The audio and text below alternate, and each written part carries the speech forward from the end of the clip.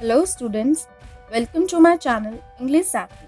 I am your host Simarkar Guru presenting the video on the very first chapter of class 12th book, that is The Last Lesson by Alfonso Dodek from Flamingo, that is Prose. I know it's irony that it's the first chapter, but the name suggests as if it is the last chapter. So let's start this video so that all can be familiar by the chapter. Let's have a look on the introduction. The Last Lesson is a short story set in the backdrop of Franco-Prussian War, is narrated from the perspective of a little boy named Franz.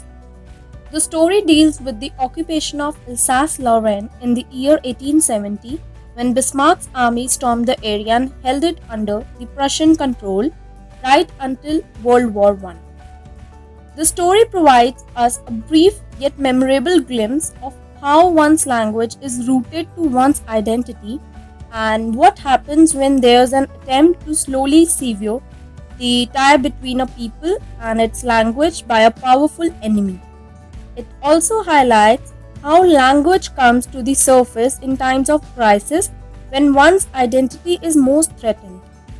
The Last Lesson is a great reminder of how we cannot take our language for granted and how important it is to love and learn one's language in order to protect one's individual and collective identity. The Last Lesson is a first-person narrative whose speaker is a little boy named Franz. The spelling of Franz is F-R-A-N-Z, not C-E. So make sure you write the correct spelling here. The boy is a resident of Alsace-Lorraine district of France that has lately been occupied by the Prussians. In the story, the writer has tried to demonstrate the impact of this transition on the people through the eyes of a young boy, Franz, who is the protagonist of the story. So now, for the deeper understanding, let's start with the summary of the chapter, The Last Lesson by Alfonso Dodek.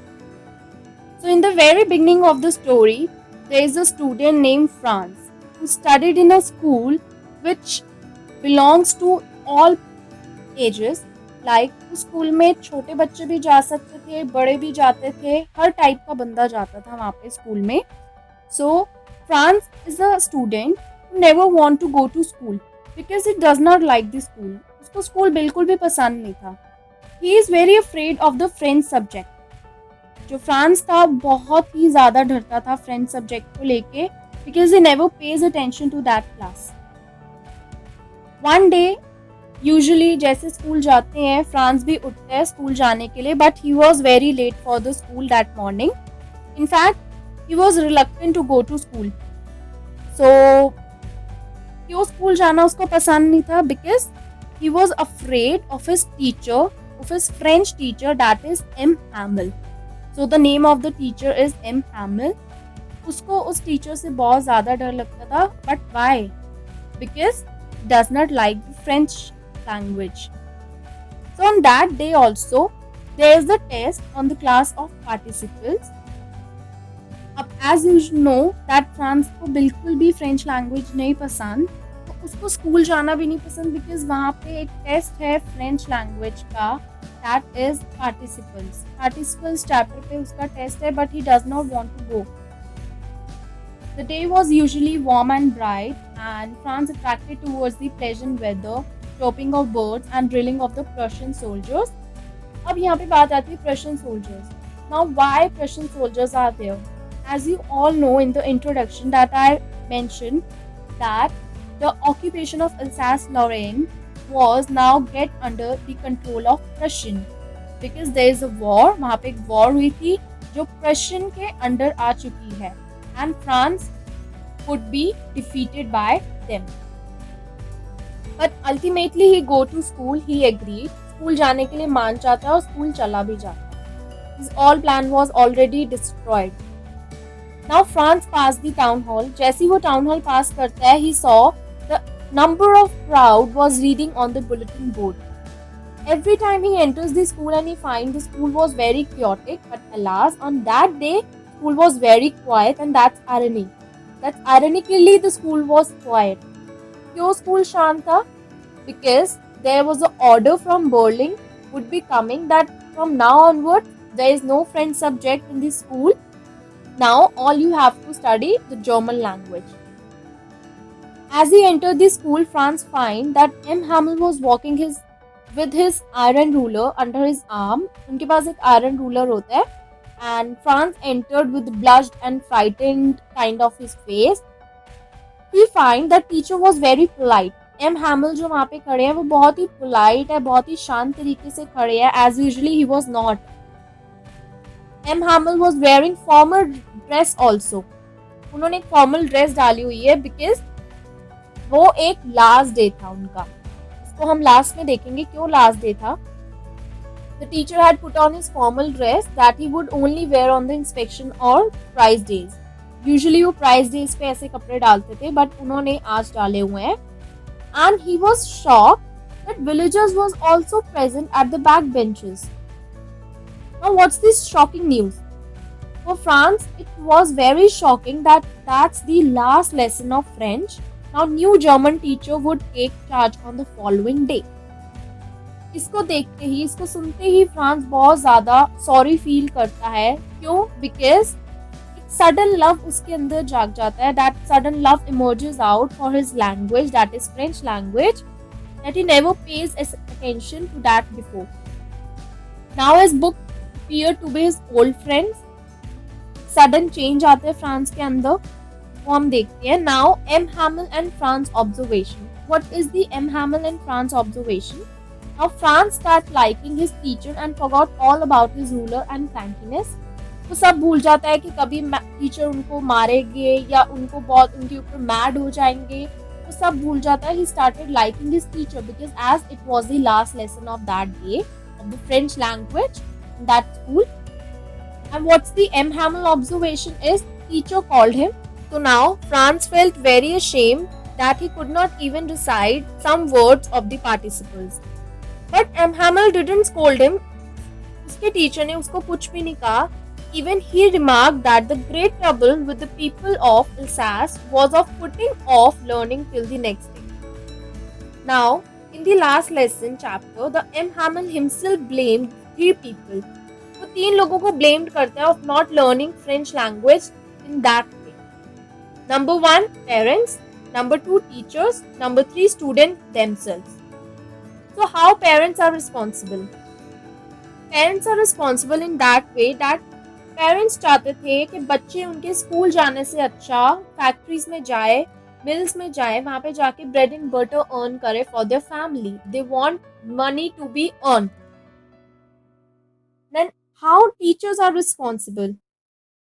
Teachers are responsible in that way that M. Hamel himself wanted to go for fishing, and for that they make off for the students, and he told their students to water the plants rather than to told them to study.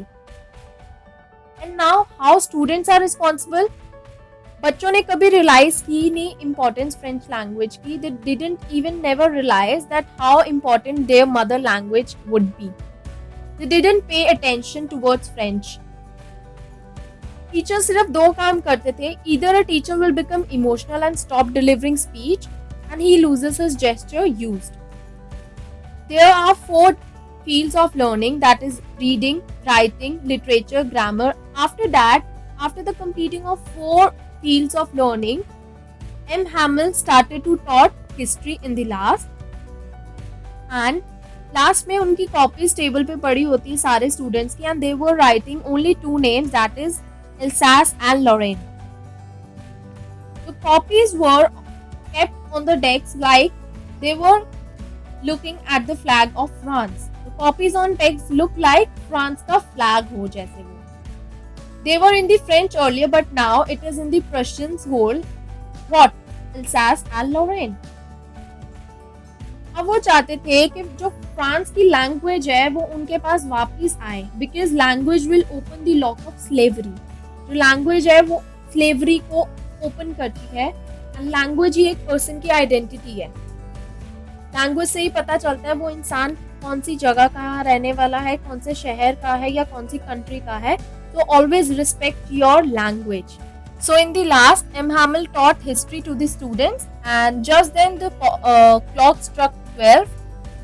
Moreover, the Prussian soldiers was also returning from their drill and sounding their trumpet.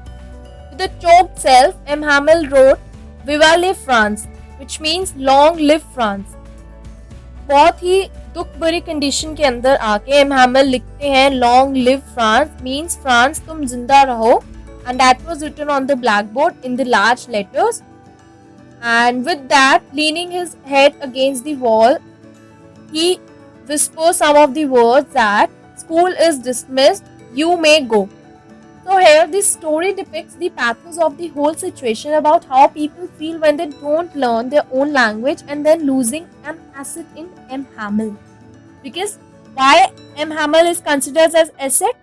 Because he delivered his 40 years towards this language, that is French language, and he is the asset of that country because he taught French language by whole his heart, and now he would never be able to taught that language because Prussians had control over the country of Alsace and Lorraine, and now the German would be continued by the following day. So my dear students, that's the whole summary of this chapter. I hope you all understand. Now with the analysis, your thoughts get more clear vision. As we have seen in this summary, the last lesson is an intensely poignant story about what it means to speak a certain language and how closely one's language is linked to one's identity. The story demonstrates how the linguistic chauvinism of one race can lead to the enslavement of another and what we as individuals can do to overcome such a challenge. Themes of war, identity, linguistic chauvinism, uncertainty, and displacement are replete in the story. Because the story is narrated from the perspective of a little boy instead of an adult figure, the story becomes all the powerful in showing the magnitude of the damage that has been done through neglecting one's language. This is because a child narrator like France represents the future of France and the French language. The fact that this future of France is so unprepared to face the challenges that lie ahead doesn't bode well for France and her people. France's situation may also be seen as a generational failure, the failure of his parents and the teacher who did not enough to inculcate the love of language in the new generation. However, everything hasn't been lost just yet. As long as the memory of the last lesson is French, in France's mind, the language still has a future. And the great detail with which he remembers the last lesson is a sigh of hope. Ah, how well I remember it, that last lesson. The use of the child narrator is very effective in such stories because it allows one to talk about the most serious matters in the most innocent manner. The simple, straightforward narration by the child narrator sets the reader completely off guard. Furthermore, the character of France elicits sympathy and the sincere representation of his joys, fears, apprehension, and embarrassment endears him to the reader. A case in point may be France's musings about the cooing pigeons. I thought to myself, will they make them sing in German, even the pigeons? These seemingly harmless lines present a sharp critique of the linguistic chauvinism of the Prussians and the repressive nature of the Prussian regime. It also hints at the limits beyond which they will never be able to assert their brute force. Finally, the fact that M. Hamel is being evicted from the place after 40 years of service to very place brings the theme of displacement. His emotional suffering is dealt with in most empathetic terms. Fancy for 40 years, he had been there in the same place, with his garden outside the window and his class in front of him, just like that. How it must have broken his heart to leave it all, poor man. M. Hamel's individuality isn't taken into consideration when he is displaced. He is just another agent of the French language that must be replaced with one of the German language. This is what war effectively does to the people. The last lesson is a story as relatable today as it was when it was written. With the imposition of language in different areas by various regimes, it should be implied clear that the need to learn and respect one's language is of great importance. One should not be as naive as the residents of Alsace as presented in the last lesson and commit the same mistake in the 21st century which they did in the 19th, especially not after having the read story. So by this, I'll end this video here with the introduction, summary and analysis. And if you want to know more about themes, characters, important events and so on, then do watch my next video. So till then, give this video a thumbs up if you like it and subscribe my channel too if you have not done it yet. And make sure to hit the notification bell also. Thanks for watching.